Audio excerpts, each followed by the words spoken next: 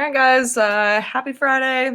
What we're talking about today is a a movement that doesn't fit great in the last unit, and it's more applicable here because of all of our talk about energy.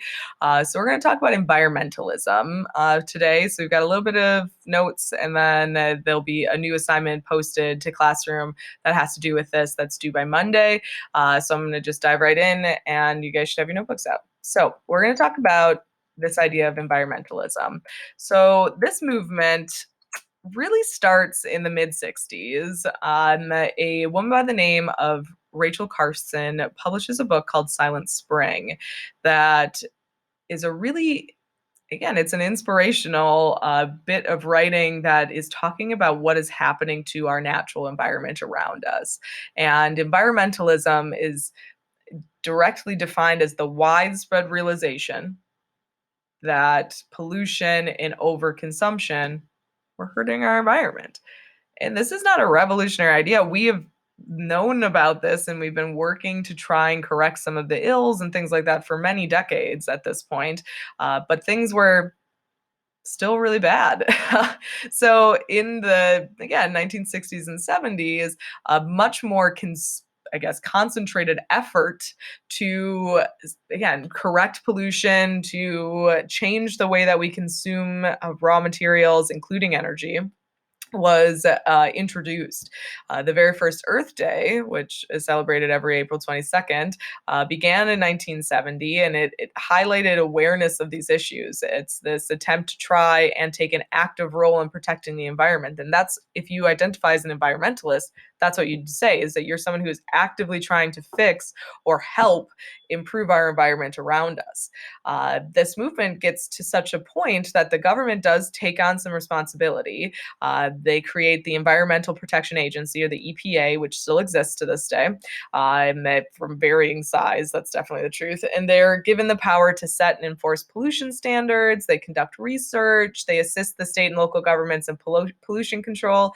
They help to write and pass various different acts, the Clean Air Act, Endangered Species Act, all, again, active attempts to try and help our overall natural environment that's around us. This movement, as you can see the dates knocking around here, it's all happening in a very difficult time for us. Not only are we, again, in the midst of the Vietnam conflict, but of course our Cold War is still happening, and we're seeing the building energy crisis and the fact that our economy is failing, and we've got all of these different things moving on. And so environmentalism as a movement is happening at a time that is difficult and complex.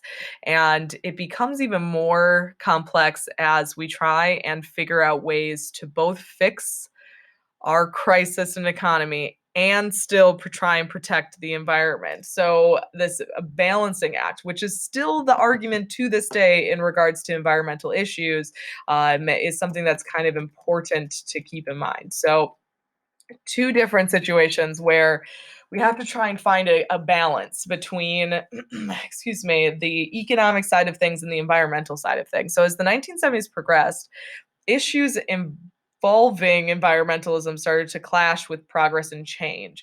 One of the biggest problems in our economy is the fact that we rely too heavily on foreign oil, and there's high unemployment. At this moment in Alaska, oil is discovered. This would have two huge impacts on our economy, right? We would not have to rely so much on foreign oil deposits, and we would be able to provide a ton of jobs, right? If you're building a pipeline, that's a massive construction item. It's something that would require a lot of men, again, men on scene to be able to maintain, to upkeep, to build, so on and so forth. So Alaska presents this very interesting idea. But we've become much more conscious of, again, the environment and the kind of impact that we can have on it. So when this pipeline is, again, introduced, this proposed in Alaska, environmentalists are trying to take an active role to protect this environment, this untouched environment that is Alaska. Concerns about the wildlife, concerns about, again, why do we keep looking for oil when we should look for other opportunities for energy, so on and so forth. The native people who live there are not being taken into consideration, all of this kind of stuff. And it's into the hands of the government to try and find a balance.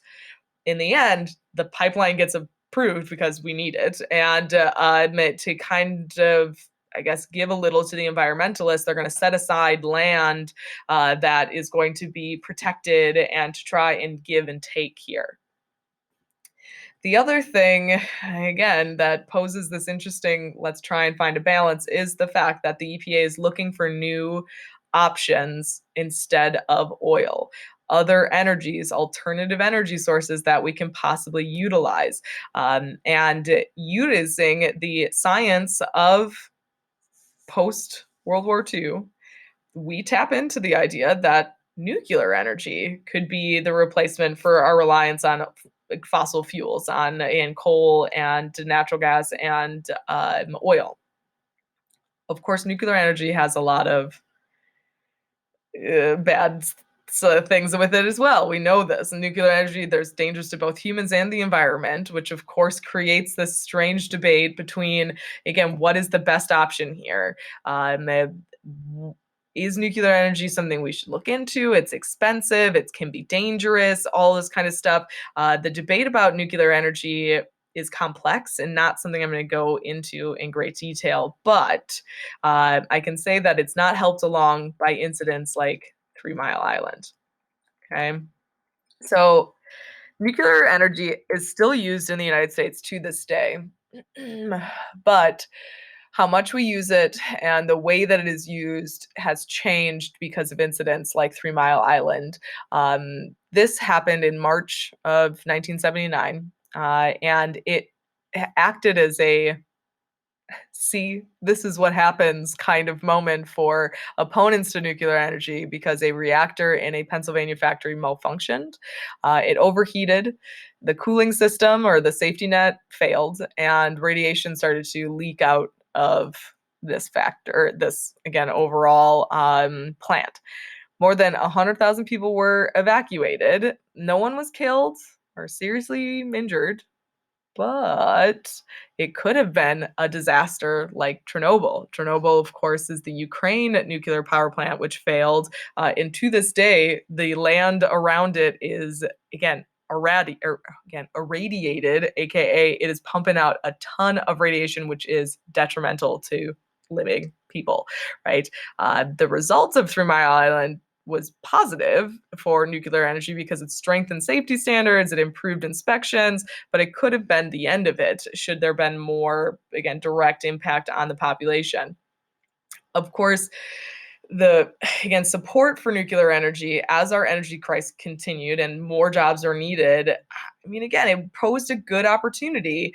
Opposition to this day remains, though, that this is not a good call. The struggle between environmental concerns and jobs and progress, like I said, it remains to this day. It makes the, again, overall energy crisis that much more complex. And that's what I got for notes. Okay, so what you guys are doing, you got to turn in today, parting nixing worksheet. There is, of course, last chance to submit your local history. You're going to see on Classroom that there is a new active reading activity for you guys to do, which is 2 different articles or excerpts, one from Silent Spring and then the other from the Love Canal. You're going to be highlighting and commenting your ideas. Please read the directions carefully. They're on the actual copy for you as well as on the Classroom, and then a summary after each. Again, it's due on Monday, so you just have the weekend to get this completed. I know it's a little bit shorter than I normally would have, but we're kind of pushing things a little bit in this unit to get a quick assessment done. Next week is at the end of the week on the Friday, so please just keep that in mind as we're moving forward. If you've got questions, concerns, please email me, let me know, and we can go from there. I hope you guys have a nice weekend.